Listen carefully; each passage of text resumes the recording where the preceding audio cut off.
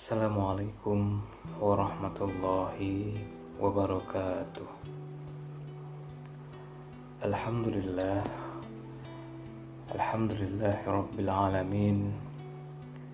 Nahmaduhu wa nasta'inuhu wa nastaghfiruh.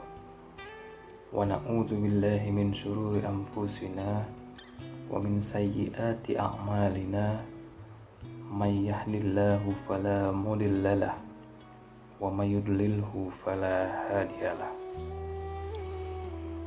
Asyhadu an la ilaha illallah wa asyhadu anna Muhammadan abduhu wa rasuluh alladzi la nabiyya ba'da. Qala Allah ta'ala fi kitabihil karim, a'udzu billahi minasy syaithanir rajim. Bismillahirrahmanirrahim. Qul ya ayyuhal kafirun la a'budu ma ta'budun wa la antum 'abiduna ma a'bud wa la ana 'abidun ma abattum wa la antum 'abiduna ma a'bud. Lakum dinukum waliyadin. Shadaqallahul azim. Pemirsa dimanapun kalian berada, puji syukur kita panjatkan kehadirat Allah subhanahu wa ta'ala. Allah lah yang maha penyantun, lagi maha pengampun. Tiada tempat untuk tempat kita meminta selain kepadanya. Tiada tempat untuk memohon pertolongan selain kepadanya. Tiada tempat untuk meminta ampunan selain kepadanya. Maka dari itu, setiap kita memulai aktivitas kita, sesudah kita bangun dari tidur kita, kiranya kita mengucap Alhamdulillah, karena Allah masih memberikan kita nikmat kesempatan, nikmat kesehatan, nikmat keselamatan. Kita masih bisa menghirup oksigen di bumi Allah ini tanpa diminta bayaran, tanpa diminta sewa, dan tanpa kita harus membeli. Maka dari itu, perbanyaklah kita mengucap Alhamdulillahirabbil alamin sebagai bentuk rasa syukur kita sebagai hamba Allah subhanahu wa ta'ala yang lemah tiada daya upaya. Tak lupa pula salawat beriringkan salam, marilah kita sampaikan, kita lantunkan, kita ucapkan, membasahi bibir kita selalu kepada baginda Rasulullah Muhammad sallallahu alaihi wasallam.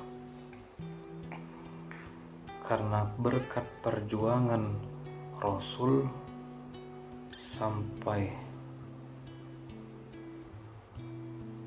akhir perjuangannya yang begitu luar biasa, maka hari ini kita sebagai umatnya Rasulullah Muhammad sallallahu alaihi wasallam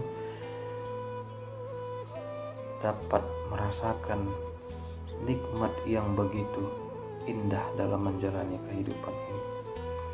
Bayangkan kalau kita hidup di zaman perjuangannya Rasul yang penuh dengan tantangan, yang penuh dengan ujian, mungkin tak sanggup kita menghadapinya pada zaman itu. Maka beruntunglah kita sebagai umat Rasul yang hidup pada hari ini, yang hidup pada zaman ini. Dan janganlah kita melupakan pahlawan sebenarnya, pahlawan sejati di dunia ini adalah Rasulullah Muhammad SAW yang selalu mengingat kita, yang selalu memperjuangkan masa depan umatnya. Sampai pada akhir hayatnya pun dia mengucapkan, dia meminta, dia bertanya kepada malaikat Jibril, bagaimana umatku. Rasul mempertanyakan kita sebagai umatnya, mempertanyakan nasib kita sebagai umatnya sampai dengan 3 kali. Begitu luar biasanya perjuangan seorang baginda Rasul untuk kita. Maka dari itu, karena Rasul adalah kekasih Allah, sudah sepatutnya, sudah seharusnya kita bersolawat kepada Rasulullah SAW sebagai bentuk rasa kecintaan kita kepadanya dengan mengucapkan Allahumma salli ala Sayyidina Muhammad wa ala ali Sayyidina Muhammad. Kiranya dengan senantiasa kita sering melantunkan salawat, sering bersalawat kepadanya, insya Allah kita di hari akhir kelak termasuk ke dalam golongan umat yang mendapat syafaatnya. Amin ya rabbal alamin. Penonton, pemirsa dimanapun Anda berada, pada kesempatan kali ini saya selaku mahasiswa hari ini yang sedang belajar untuk menyampaikan beberapa pesan keagamaan, dan pada kesempatan kali ini izinkan saya untuk membahas sebuah tema, sebuah judul yang mengangkat pada suasana hari ini, terutama dalam suasana kita beragama dalam negara ini yang sedang hangat-hangatnya, yaitu adalah tentang moderasi beragama.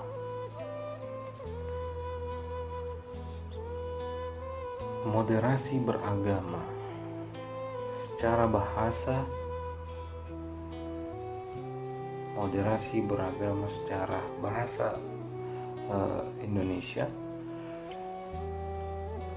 diartikan adalah menghindari perilaku yang ekstrim.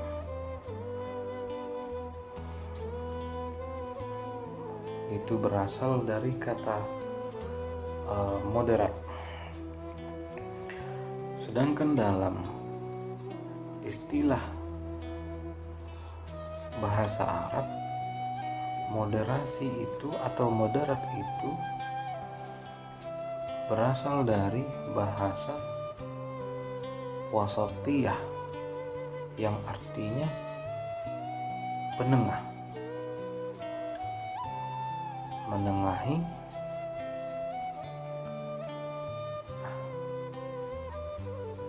Maka disambunglah dengan kata beragama. Artinya kita maknai moderasi beragama itu adalah cara pandang atau cara kita bersikap, bagaimana kita bersikap sebagai umat yang beragama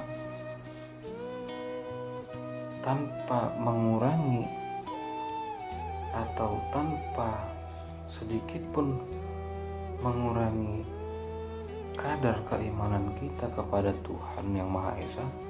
Kalau kita muslim kepada Allah Subhanahu wa Ta'ala, namun juga dapat tetap menjaga kedamaian antar kemajumukan kita dalam bermasyarakat, khususnya di negara kita yang tercinta Indonesia ini, dengan kemajemukan masyarakatnya, Bhinneka Tunggal Ika, berbagai macam agama ada di negara ini. Nah, bagaimana cara kita khususnya sebagai muslim dapat menerapkan pola atau cara atau sudut pandang kita dalam beragama. Maka istilah ini dikeluarkan oleh pemerintah, oleh Kemenak adalah dengan istilah moderasi beragama. Kalau kita cerita tentang moderasi beragama berdasarkan perspektif saya, berdasarkan kajian saya, tentu ini menyangkut juga dengan hablum minallah dan hablum minannas. Mengapa ini saya kaitkan moderasi beragama ini dengan hablum minallah dan hablum minannas? Seperti yang saya jelaskan di awal tadi, bahwa arti atau makna dari moderasi beragama ini adalah cara, pola, cara kita bersikap, sudut pandang kita tentang bagaimana cara kita beragama di tengah kemajemukan kita bermasyarakat, tapi tidak mengurangi ketauhidan kita, tidak mengurangi kadar keimanan kita kepada Allah, namun juga di satu sisi tidak mengganggu atau merusak kedamaian kita dengan masyarakat yang lain yang tentunya di luar dari agama Islam. Maka saya kaitkan kepada hablum minannas.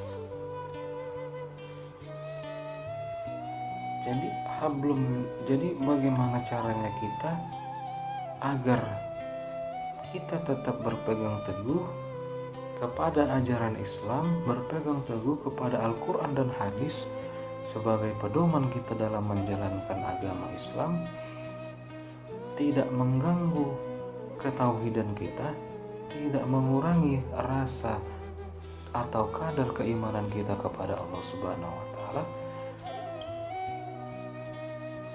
Namun juga bagaimana caranya kita bisa menjaga baik hablum minannas kita kepada masyarakat, terhadap tetangga, terhadap teman yang mungkin tidak satu keyakinan dengan kita.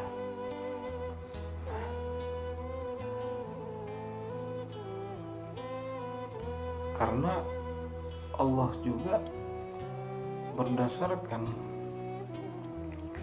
Quran surah Al-Maidah ayat 3, Allah berfirman yang artinya, pada hari ini telah kusempurnakan agamamu dan kucukupkan nikmatku dan kuridhoi Islam adalah agamamu. Tentunya Islam ini adalah contoh.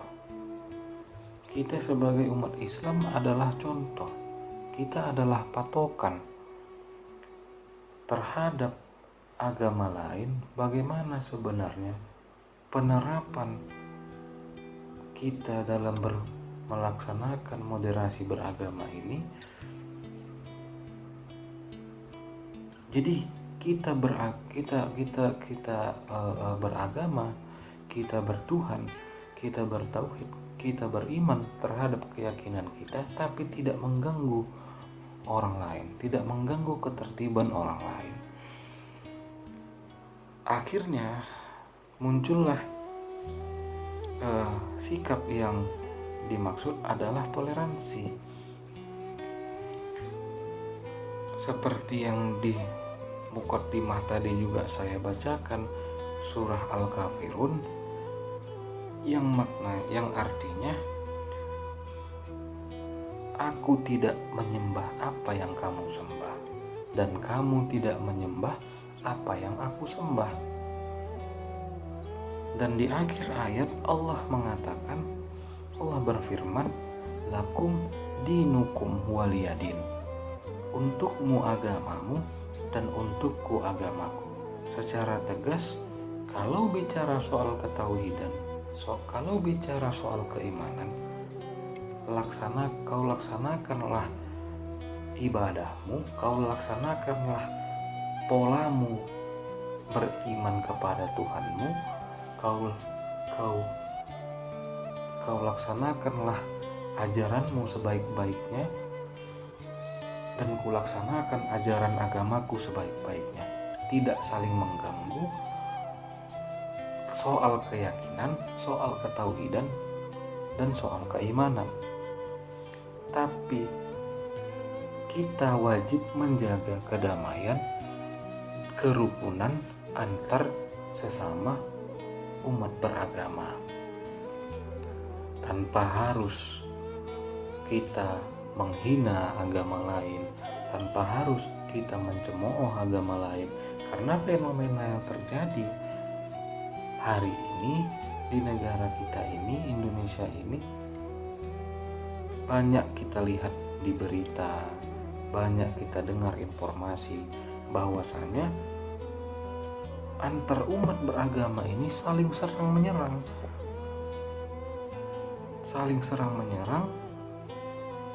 dan dan tindakan itu ekstrim gitu. Yang satu menjelekkan agama satu, yang satu menjelekkan agama satu, yang itu diistilahkan adalah penistaan agama. Nah, sebenarnya inilah yang dihindari, sikap inilah yang dihindari, penistaan ini yang dihindari. Maka maksud dari moderasi beragama itu adalah bagaimana cara kita menerapkan keyakinan kita, ajaran agama kita, secara hubungan kita dengan Tuhan, hablum minallah, tidak terganggu, dan hubungan kita dengan sesama manusia, hablum minannas, juga tidak terganggu.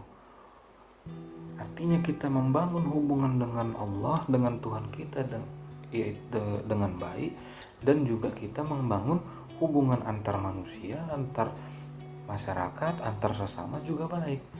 Karena Allah menurunkan agama Islam ini yang diwahyukan kepada Nabi Muhammad SAW ini adalah sebagai rahmatan lil alamin. Artinya rahmat bagi seluruh alam. Maka kita sebagai umat muslim, umat yang beragama muslim, harusnya kita bisa mencapai target bagaimana Islam ini di tengah kemajemukan beragama, di tengah-tengah keberagaman agama yang lain, bisa menjadi patron, bisa menjadi contoh bagaimana Allah katakan itu rahmatan lil alamin. Kita harus bisa mewujudkan itu sehingga yang lain pun bisa melihat bahwasanya oh, Islam itu bagus, tanpa kita harus menjelekkan sesama. Karena ketika kita ingin ketika kita ingin mengislamkan seseorang, kita tidak harus radikal. Ketika kita ingin menginginkan seseorang memeluk agama Islam, kita tidak harus ekstrim. Karena di dalam dakwah juga, di dalam Al-Quran juga, Allah juga menjelaskan pada saat itu ada kisah di Al-Quran, pada saat itu Nabi Muhammad SAW galau karena pamannya tidak memeluk agama Islam. Lantas Allah menurunkan firman-Nya yang artinya, wahai Muhammad, tugasmu hanya menyampaikan, tugasmu hanya berdakwah. Urusan hidayah itu urusanku. Kepada siapa aku mau menurunkan hidayah. Artinya kita cukup menunjukkan perilaku kita sebagai umat Islam, sebagai muslim yang baik. Cukup kita contohkan bagaimana sih Islam yang sebenarnya, bagaimana sih ajaran Islam yang baik itu kita tonjolkan. Islam itu tidak suka pertikaian, Islam itu tidak suka perkelahian, Islam itu cinta damai, Islam itu menjaga kerukunan, Islam itu toleransi.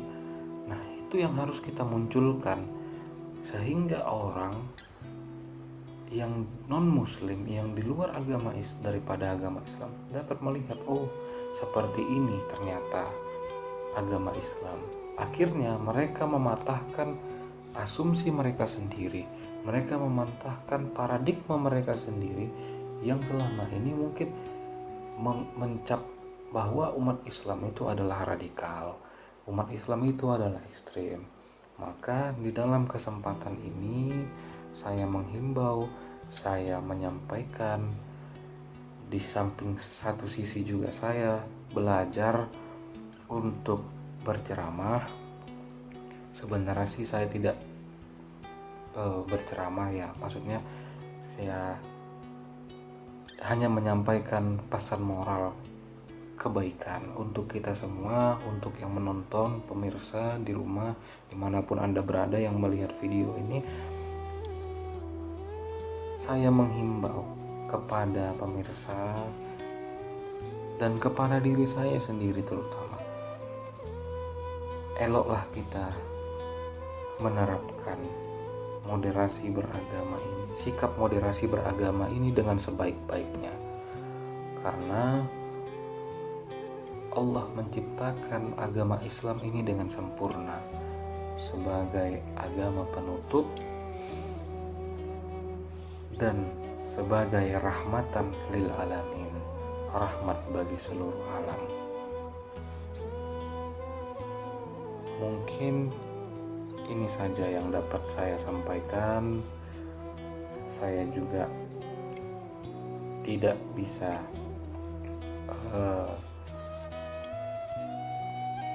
mengkaji lebih dalam atau mengupas lagi lebih dalam tentang materi ini dalam video kali ini, karena mengingat durasi.